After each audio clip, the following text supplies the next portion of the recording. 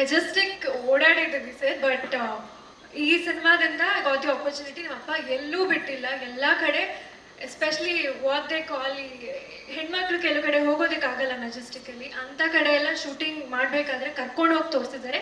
ನೀನು ನೋಡಬೇಕು, ನಿನ್ನ ಜೀವನಕ್ಕೆ ನೀನು ನೋಡಬೇಕು, ನಿನ್ಗೆ ಅರ್ಥ ಆಗುತ್ತೆ ಯಾವ ಥರ ಜೀವನ ಇದೆ, ಯಾವ ಥರ ಜೀವನಗಳು ಬೇರೆಯವ್ರ ಲೈಫ್ಸ್ ಹೇಗಿದೆ ಅಂತ.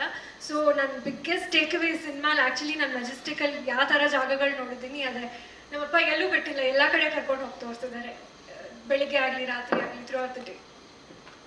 ಒಂದು ಇನ್ಸಿಡೆಂಟು, ಮೋನಿಶಾನ ಒಂದು ಕಡೆ ಬರಕ್ಕೆ ಹೇಳಿ ಕದ್ದು ಶೂಟ್ ಮಾಡ್ತಾ ಇದ್ದೀವಿ, ಹೇಳಮ್ಮದು ಕದ್ದು ಶೂಟ್ ಮಾಡ್ತಾ ಇದ್ದೀವಿ. ನಾನು ನಮ್ಮ ವೀರು ಅಸೋಸಿಯೇಟು ಗೊತ್ತಿಲ್ದಂಗೆ ನಿಂತಿದ್ದೀವಿ. ಮೋನಿಶಾ ಹಿಂಗೆ ನಡ್ಕೊಂಡು ಹಿಂಗೆ ಬಂದು ನೀಟಾಗಿ ಬಂದು ಒಬ್ಬ ಮೋನಿಶನ್ ಕರ್ತ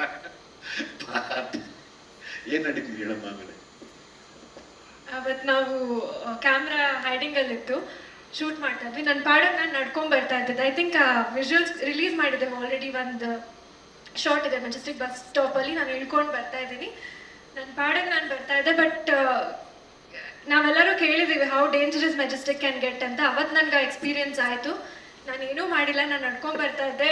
ಯಾರೋ ಒಂದು ಮಿಡಲ್ ಏಜ್ಡ್ ಒಬ್ಬರು ವ್ಯಕ್ತಿ, ಮ್ಯಾನ್ ಬಂದು ಅವ್ರೇನೋ ಹೇಳಿದ್ರು ನನಗೆ ಅದು ಕ್ಲಿಯರಾಗಿ ಅರ್ಥ ಆಗಿಲ್ಲ. ಅವ್ರ ಭಾಷೆ ಕನ್ನಡನೇ ಇತ್ತು, ಬಟ್ ನನಗೆ ಅರ್ಥ ಆಗಿಲ್ಲ. ಬಟ್ ಅವ್ರ ಇಂಟೆನ್ಷನ್ ಏನು ಅಂತ it was very clear.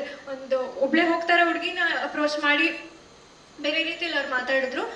Immediately before I could react, ನಮ್ಮ ಟೀಮ್ ಎಲ್ಲ ಬಂದು, ಅಪ್ಪ ಬಂದರು, ನಮ್ಮ ಡೈರೆಕ್ಟ್ ADs ಎಲ್ಲರೂ ಬಂದು they took care of the situation.